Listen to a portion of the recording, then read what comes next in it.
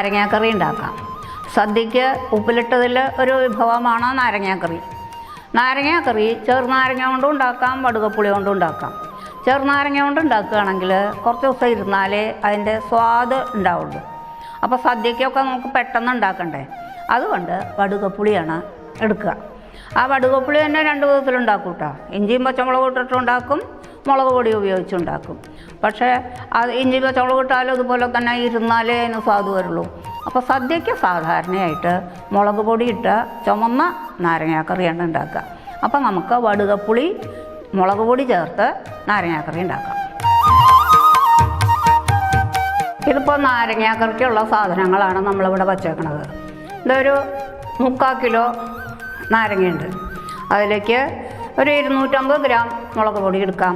4-5 spoon എണ്ണ വേണം. ഉപ്പ് നമുക്ക് പാകത്തിന് ഇടാം.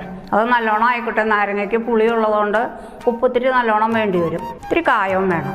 ആ കായം ഒന്ന് മൂപ്പിക്കാനാണ് എണ്ണ വച്ചേക്കണത്. അപ്പോൾ അത് നമ്മൾ എടുത്തു വെച്ച നാരങ്ങയാണ്. ആദ്യം തന്നെ ഈ നാരങ്ങ ചെറുതായിട്ട് നുറുക്കാം.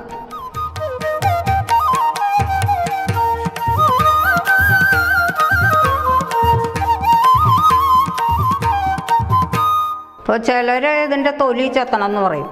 സാധാരണ തൊലി ചെത്തില്ല. നല്ല മൂത്ത് പഴുത്ത നാരങ്ങയാണെങ്കിൽ കഴുകി നുറുക്കിയാൽ ഒരു കയ്പും വരില്ല. കയ്പ് വരുന്നെന്ന് പറഞ്ഞാണ് ചിലർ അതിൻ്റെ തൊലി കളയണത്. അതിൻ്റെ ഒന്നും ആവശ്യമില്ല, ഞാൻ തൊലി കളയാറില്ല. ഇപ്പോൾ നമ്മുടെ കഷ്ണമൊക്കെ ആയി. ഇനി നമുക്കത് കൂട്ടാം.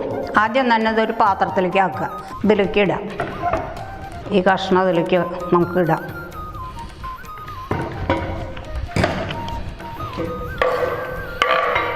ഇനി നമുക്കിതിലേക്ക് വേണ്ട ഉപ്പ് ഇടണം. ഉപ്പ് എനിക്ക് ഒരു കൈ കണക്കാണ് കേട്ടോ. അത് വേണ്ടത്ര ഉപ്പിടുക, അത്രയേ ഉള്ളൂ.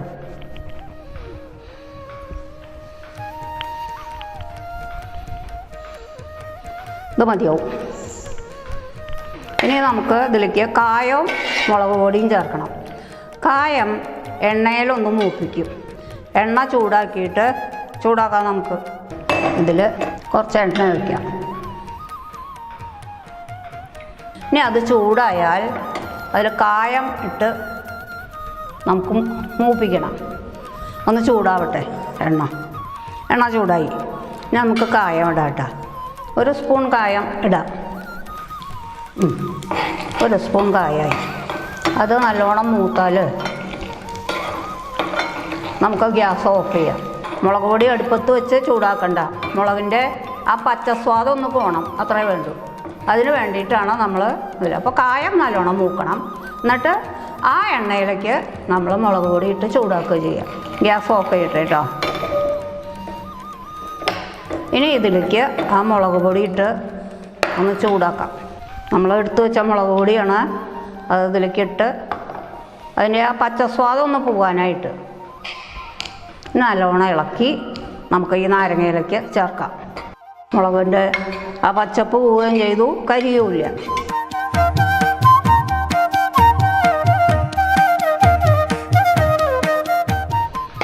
ഇതിൽ നമ്മൾ വെള്ളമൊന്നും ചേർക്കില്ല. ഈ നാരങ്ങ ഉപ്പിടുമ്പോൾ ഉള്ള നാരങ്ങയുടെ വെള്ളവും ഉപ്പിലുള്ള വെള്ളവും കൂടിയിട്ട് അങ്ങോട്ട് പാകാവും. ഇനി വെള്ളം വേണമെന്നുണ്ടെങ്കിൽ കുറച്ച് തിളപ്പിച്ചാറിയ വെള്ളം ഒഴിച്ചാൽ മതി. ഇനി ഓണത്തിനുള്ള നാരങ്ങയാകുമ്പോൾ ഇതിലൊരു സൂത്രം കൂടി ചെയ്യണം. ഓണത്തിന് മാത്രം, വേറെ ഒന്നിനുമില്ല. അതിൽ കുറച്ച് കടുകും കുറച്ച് കരിവേപ്പില ചെറിയ കഷ്ണമാക്കിയിട്ട് എണ്ണയിൽ വറുത്ത് ഇതിൽ ഒഴിക്കും. അത് ഓണത്തിന് മാത്രം ചെയ്യണതാണ്. അത് നമുക്കങ്ങനെ ചെയ്ത് നോക്കാം. വയ്ക്കാം. നമ്മുടെ പറമ്പിൽ പൊട്ടിച്ച കരിവേപ്പിലയാണ്, ഇത്രേ വേണ്ടൂ. അത് ചെറിയ ഇതായിട്ട് അരിയണം. ലേശം എണ്ണ ഒഴിക്കാം. കുറച്ച് കടുക്, കുറച്ച് മതി. വാങ്ങി വെച്ചിട്ട് വേണം ഇടാൻ, അല്ലെങ്കിൽ ആളി പിടിക്കും. കത്തണ എണ്ണയിലേക്ക് കരിവേപ്പില ഇട്ടാൽ തീയ ആളി. എന്നിട്ട് നമുക്കിതിൽ വെച്ചൊന്ന് ഒന്നും കൂടി മൂപ്പിക്കാം. കരിവേപ്പില ഒന്ന് മൂത്താൽ നല്ലതാ. അല്ലെങ്കിൽ കുറച്ച് ദിവസം ഇരിക്കുമ്പോൾ അതിങ്ങനെ തളുത്ത് പോകും. മുരിഞ്ഞാൽ അത് അങ്ങനെ തന്നെ ഇരിക്കും. മുരിഞ്ഞ് ഇത് നമുക്ക് ഇതിലേക്ക് ഇടാം.